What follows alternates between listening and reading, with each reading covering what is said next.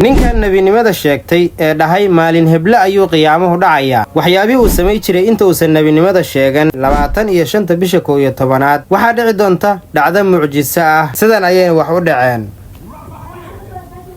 heestaas markii uu qaaday asaga ayaaba codkiisa ka shahaatay noloshiisa bilow ilaa iyo dhammaad ayaan rabaa inaan muuqaalkan kugula wadaago soo dhawaada saaxiibayaal qaxwihiina soo qaata muuqaalka like saara oo sii share gareeya ninkan waxaa lagu magacaabaa Imo wuxuu ku noolaa dalka Ghana wuxuu ahaa qof caadi ah oo la mid ah dadka caadiga ah ee Ghana ku nool wuxuu ahaa nin dhalinyaro ah waxbarashadii ayuu dhameeyay oo waa uu qalin jabiyay waa kana asagoo labisan qurux badan ku faraxsan inuu qalin jabiyay markuu sidan u taagan yahay aniga wuxuu ila ekaaday yarkii Soomaaliga ahaa ee faraska madow marka ninkan markiisii hore wuxuu ahaa ninkaas mutacallimka ah oo quruxda badan markuu qalin jabiyay wuxuu waayay shaqo ku filan oo uu ka shaqeeyo maadaama dalkiisa Ghana uu salahayn fursado shaqo wuxuu go'aansaday inuu ku biiro caalamka social media asagoo markaas aaminsanaa inuu yahay qof comedian ah dadka madadaali kara oo ka qosli kara wuxuu furtay bar TikTok ah wuxuuna ku soo gudbi jiray muuqaalo kala duwan oo asagu markaas comedian uu u arkayay muuqaaladan ayuu sameey jiray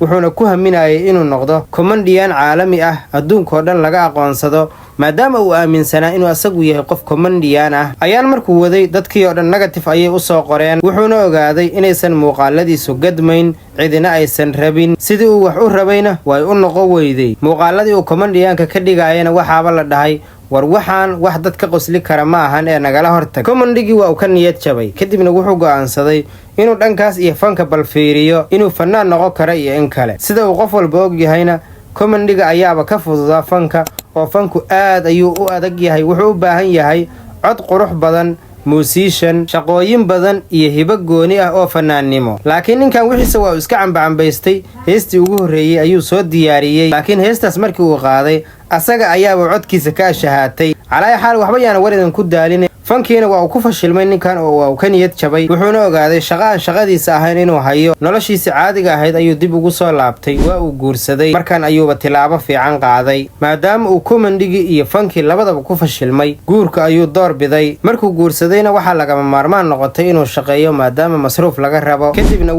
dukaan yar oo kabaha ku iibiyo ayuu iska camirtay ninkan ganacsigiisa ayaan iska watay ganacsigiisa ayaa u socday laakiin maadaama uu barta TikTok xoogaa dad ah ka haystay wuxuu bilaabay inuu ganacsigiisa online-ka u wareejiyo kabihii ayuu bilaabay inuu online-ka ku gado markii hore oo uu cusbaa dad badan ayaa online-ka kala soo xiriiray dalabyo badan ayaa u imaaday waa la xiiseynayay kabaha waa laga gadanayay ugu dambeyn wadadaasina waa isa soo xirtay oo ninkan online-ka wax uga iibsado waa uu waayay asagoo niyad jabsan oo iska fikiraya waxaa ku soo dhacday fikrad kale oo aad u waali u ah waxaa ku soo dhacday fikrad ah inuu diiniga ka hadlo diimaha inuu ka hadlo maadaama uu ahaa nin masiixi ah dalka Gaanana diin iyo waxaas ma daneeyaan dadku noloshoodaas kale ayay iska wataan ma ahan dad diimo iyo waxaas u jajaban waa dad iska juhalo ah xoolo camal ah ninkan ayaan dhan ayuu dadkii diinta masiixiga ugu yeerayay TikTok-giisa ku kala kacsanayay dadkii ayuu talooyin u soo jeedinayay nasteexooyin siinayay marka dad badan ayaa ninkan ku soo xirmay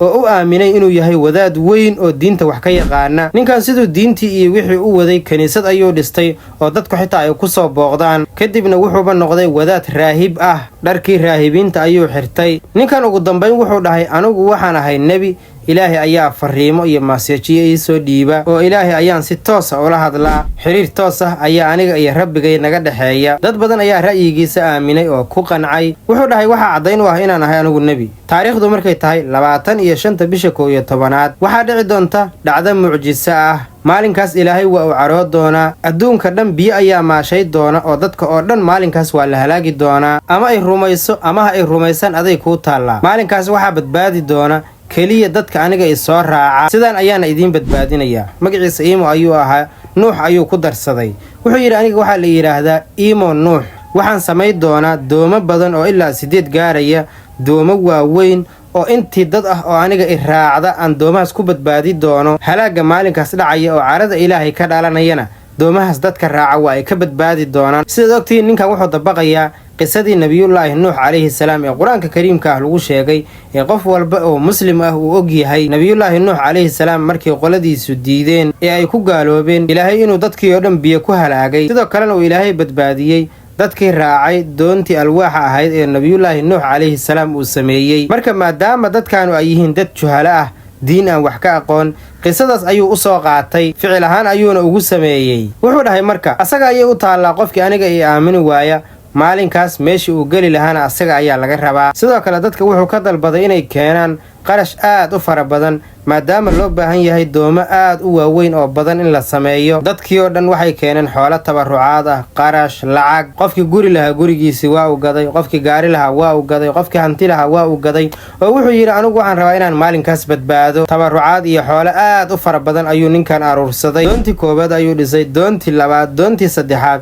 ilaa 8 doomood oo aad u waaweyn oo alwaax ka sameeyay ayuu dhisay ninkan sidoo kalena hanti aad u fara badan ayuu dadkan ka aruursaday maalinkii markii uu soo dhawaaday dadkii oo dhan waxay isugu yimaadeen halkii uu ku ballamiyay laakiin sidii uu filayay dadkii waa ay ka bateen cub iyo cir ayay noqdeen meel walba ayay dadkii isaga imaadeen xitaa gaana kaliya ma ahan wadamadii la dariska ahaa oo dhan dadkii joogay ayaa meesha isugu yimid deegaankii oo dhan sidaan ayuu ciriiri u noqday dadkan aad u jeedid ee faraha badanna ninkan dartiis ayay isugu yimaadeen awal wuxuu sheegay ninkan doomaha uu sameeyey siday u badan yihiin iyo waaweynankooda marka la fiiriyo inuu dadka iska daayo xitaa xayawaanada carrada jooga saari doono si uu maalinkaas u badbaadiyo laakiin dadki aad ayay u farabateen qaarkoodna waxay yidhaahdeen war doomahan annaga mabana qaadayaane ninkan markuu hantidii aruursaday doomihiina uu diyaariyey maalinkiina uu soo dhawaaday ama maalinkiiba la gaaray ee uu og yahay inuu fashilmi doono qorshihiisu waa uu fikiray waxaa loo baahan yahay qorshe dadkan lagu kala diro ninkan wuxuu yidhi waa aan soomay ilaahay ayaan baryay oo waa aan ducaystay ilaahayna ducadaydii waa uu aqbalay ilaahayna waxaan ka codsaday inuu qiyaamaha dib u dhigo inuusan maalinkaas 25 bisha ah dadka halaagin ee uu qiyaamaha dib u dhigo ayaan ka codsaday ilaahayna waa uu iga aqbalay oo qiyaamihii dib ayuu u dhigay maadaama aan ilaahay baryay oo aan soomay dadkan juhalada ah markii wax way aaminayaan waa ay farxeen way boodboodeen guryaheena miyaan u laabanaynaa oo hadda ma badbaadnay qiyaamihii dib miyaa loo dhigay wuxuu dhahay sidaas ayaa dhacday waa mahadsantihiin guryihiinni ku laabta ilaahay waa uu idin badbaadiyey oo qiyaamihii dib ayuu idin kaga dhigay dadkiina ayagoo faraxsan ayay kala tageen oo guryahooda ayay sidaas ugu laabteen ninkan intuu iclaanaadkaas samaynayay marka tiktokiisu wuxuu gaaray malaayiin qof marka maadaama uu caan noqday iclaanaad kale oo isdaba joog ayuu sameeyey maadaama tii hore ay u martay oo uu hanti badan ku sameeyey mar kale ayuu dadka isugu yeeray oo wuxuu yidhi maadaama ilaahay uu qiyaamihii dib nooga dhigay oo uu ilaahayna badbaadiyey xaflad farxad ah oo aan ku dabaaldegayno ayaan dhiganaynaa qof walba waa inuu imaadaa oo uusan qofna ka maqnaan xafladdaas xafladda ayuu qabtay dadkii oo dhan ayaa ka soo qayb galay tabarucaadyo iyo hanti kale iyo hadiyado kale oo fara badan ayuu ku helay haddana ninkan waxa ugu muhiimsan oo uu ka sameeyey waxay ahayd marka hanti iyo lacag aad u fara badan laakiin dad fara badan ayaa ninkan arrintan ku fahmeen dad badan ayaa dacwado ku fureen oo yidhaahdeen ninkan hanti aad u fara badan ayuu naga qaatay laakiin ninkan waa uu soo hadlay maadaama uu ahaa nin caan ah waa uu beeniyey wuxuuna sheegay inaysan jirin cid uu lacag ka qaatay iyo cid hanti siiday toona laakiin waxaa la keenay sawirkan asagoo saaran gaarigan marseeliga ah gaarigan oo ah gaari aad u qaali ah oo lacagtiisu ay gaarayso 89,000 oo dollar waxaa la keenay asagoo gaarigaas ku sawiran oo ku dhex jira bartiisii tiktoka dad badan ayaa ku soo xirmay oo caan ayuu ka noqday mar walbana xayeysiimo ayuu samaynayaa waa kan asagoo shirkadda Apple wax u xayeysiinaya 13, 14, 15 kwana ewasi na still no catch yourself ninkan waxaa la soo xiriiray dad badan oo social media magac ku leh ayagoo ku casuumayay xafladahooda oo ku marti qaadayay ninkan oo ahaa fanaan weyn oo caalami ah oo lagu magacaabo Sarkozy ayaa ninkan showgiisa ama xafladiisa ku marti qaaday dadkii oo dhan markii ay maqleen showgan waxa ka soo qayb galay Imo meel walba ayay isaga imaadeen xafladan waa la soo camiray sidan ayay wax u dhaceen